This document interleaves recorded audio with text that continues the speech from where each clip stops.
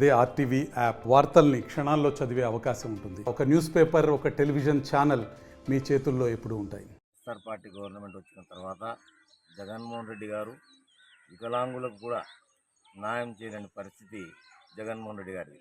అలాగే పింఛన్ల వ్యవస్థ అంటే పేదవాళ్ళు, ఏది పని చేతగాని వాళ్ళు, వికలాంగులు ఇలాంటి వాళ్ళకు పింఛన్ అనేది ఇస్తుంది గవర్నమెంట్.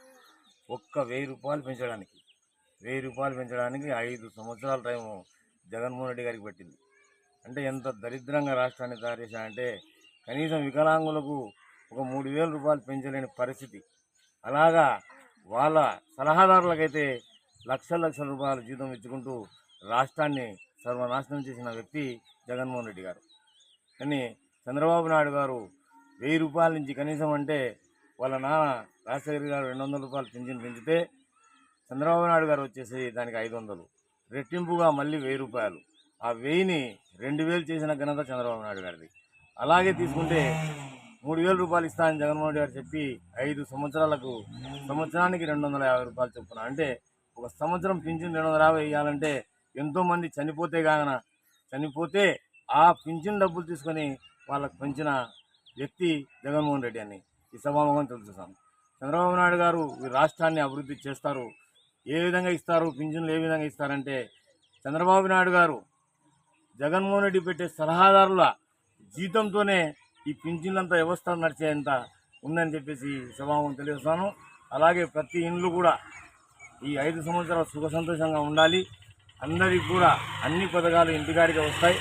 అదే వ్యవస్థ ఏదైతే వాళ్ళు ఇస్తున్నారో సచివాలయం ఉద్యోగస్తులు అందరూ కూడా కష్టపడి ప్రతి ఇంటికి లబ్ధిదారునికి తెచ్చి నెల అంటే 4000 రూపాయలు పింఛను, 3000 గతంలో మేము నోటిఫికేషన్ వచ్చినప్పుడు ఆ నెల నుంచి 3 నెలల నుంచి 3 నెలలది 1000 రూపాయలు, 3000 రూపాయలు ప్లస్ ఈ 4000 7000 రూపాయలు లబ్ధిదారునికి ఇవ్వడం జరిగింది.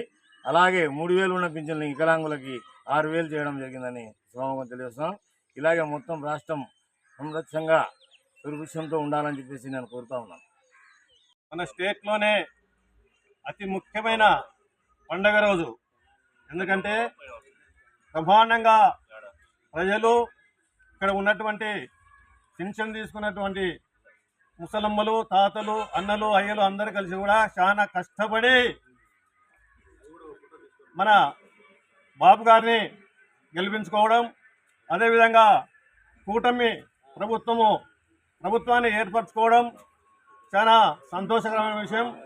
అలాగే మరి ఆ రోజు చంద్రబాబు గారు మార్చికి ముందు ఎలక్షన్లలో ఏ వాగ్దానం చేశారో గత 3 నెలలుగా ఉన్నటువంటి పింఛను ఒక 1000ని కలుపుకొని తద్వారా 4వ నెలలో 4000, ముందు 3000 అన్ని కలిపి కూడా 7000 రూపాయలు ఈరోజు అక్షరాల ప్రతి గ్రామంలో ప్రతి ఇంటికి తిరిగి చంద్రబాబుతో సహా ఆయన గారు కూడా గ్రామాలలో ఈరోజు, ఎందుకంటే ఎవరు చేయనటువంటి సాహసం ఒక చంద్రబాబు ప్రతి పల్లెలో ఉండి పింఛన్ ఇస్తున్నా అంటే ఈరోజు చరిత్రలో నిలిచిపోయినటువంటి ఘట్టం ఇది. ఎవరు చేయలేనిది కూడా చేయరు కూడా.